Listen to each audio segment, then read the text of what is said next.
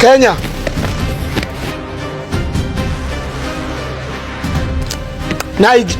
Nigeria.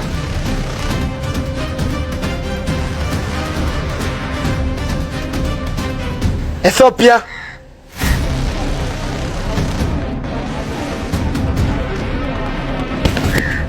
Uganda. Tanzania.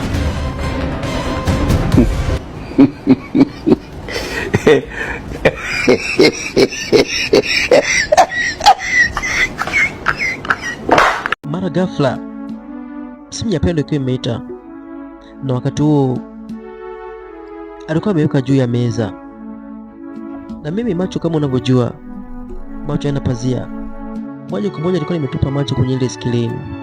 I say hello.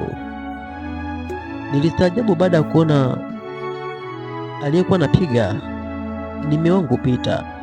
Pale pale mazungumzo yangu na Pendo yalisimama ghafla, yani yaliganda.